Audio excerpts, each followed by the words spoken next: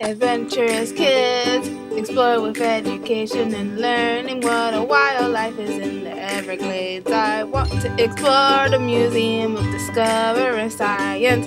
What plants do butterflies like? I want to know about Key West. Adventurous kids, learning and fun. Adventurous kids!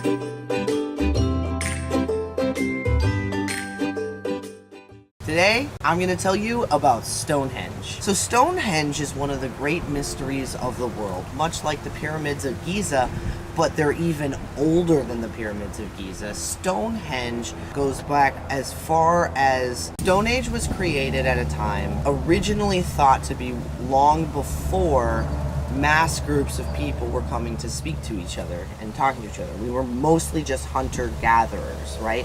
What most people might think of as cavemen. Some maybe still did that in parts of the world, but on the European continent, they were digging sort of trenches and then house structures, not unlike, I don't know if you want to get a shot of where we are in here.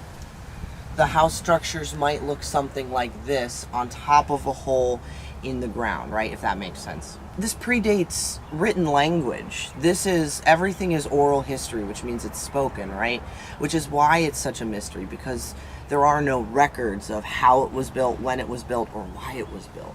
It has baffled scholars for years, millennia. And so Stonehenge is a rock formation. Well, let's actually take a page from the famous comedian Eddie Izzard when he says, Stonehenge. Nobody knows what a henge is. A henge is a circular structure made that is during a time that some historians would call prehistory, right? Because history as we know it sort of starts with the written language and the Fertile Crescent. This is during a time we call prehistory, and they would build circular structures. And that might not seem like much to you. You're going, yeah, oh, I draw circles on paper all the time. It's not hard. How often do you draw a perfect circle? Because if you're anything like me, you have to trace it. And what makes these structures so fascinating is the geometry of a perfect circle, well before any concept of pi or understanding surface area. Just in and of itself being a perfect circular structure is already mathematically amazing. And then on top of that, you have the structure. So Stonehenge is a circle structure with stones that sits in what's called Salisbury, England. So it sits a little bit on a slope. The amazing thing about Stonehenge is that not only is it a perfect circle, right, mathematically, but the land that it sits on is sloped a little bit. And there were stonemasons that accounted for that mathematically, because certain rocks that sit at the base, at the front of Stonehenge, where the dip is higher, right, where the land is higher, are shorter than the ones at the base of it, where the dip is, right? Those stand a little bit taller to make sure that the nettles on top that connect the rock structures that go on top that connect from one to another, they speculate. There are some scientists that don't believe they ever finished the structure, some believe they do. But if they had finished the structure, it would have gone around in a perfect circle that was all the same height. So Stonehenge is roughly 4,000 to 5,000 years old, right? And one of the great mysteries about Stonehenge is, why was it built? What's its function? What's its purpose?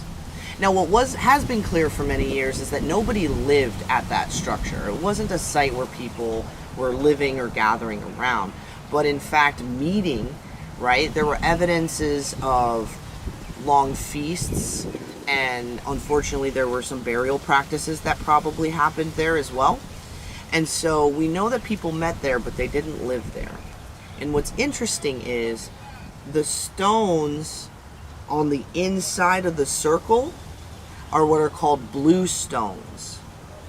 These blue stones are not from Salisbury Plain like the outer stones are. These blue stones are actually from, I don't want to say direction because I don't want to get it wrong, but they're from a place in Wales, right? Which is over 150 miles away. Again, to quote the famous comedian Eddie Izzard, as they're bringing the rocks from Wales to Salisbury Plain. This is 150 miles.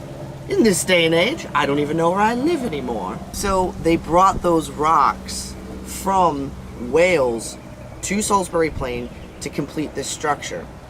A couple new interesting things that have been found in the last 5 years has been that the specific site in Wales where they got the blue stones has been located, and they've actually found what they're calling Bluehenge, is another henge structure that it looks like they took that same model and brought it to Stonehenge, those hunter-gatherers who met with the farmers of Salisbury Plain area and came together to create this multicultural monument where it's possible that that's where different groups of people met up and did trade. They were at least peaceful. There is no sign of struggle, there's no sign of war or bloodshed that was aggressive, right? And the most interesting thing happened just recently. I think the video that I watched on this said in the last 3 weeks was they found out that the big ceremonial stone in the middle, which was originally believed to be one of the blue stones from Wales, is actually from Scotland in the other direction. So it looks like this was a major hub of 3 or more cultures coming together. So the other thing about Stonehenge that makes it very remarkable, that makes most scholars believe it had some sort of religious impact, is that because of its circular structure and the way that the sun looks in the morning and in the evening, there is a certain point that you can look on the other side where the sun is beaming through perfectly. And they believe it was a way to measure the longest day of the year, the summer solstice, and the shortest day of the year, the winter solstice. And so for that purpose, it may have been used as a calendar, although more likely back then it would have been a calendar / a religious gathering place where there's no written record. That's why it's so hard to talk about it, right? But it's very clear that it's a very spiritual area. You know, even the scientists that I was watching either videos to do research or reading about all said they're men of science or women of science, but that there was something about Salisbury Plain, especially when the sun was either rising or setting, that was almost spiritual, right? Originally it was thought to have just been a calendar, just been a way to track the days.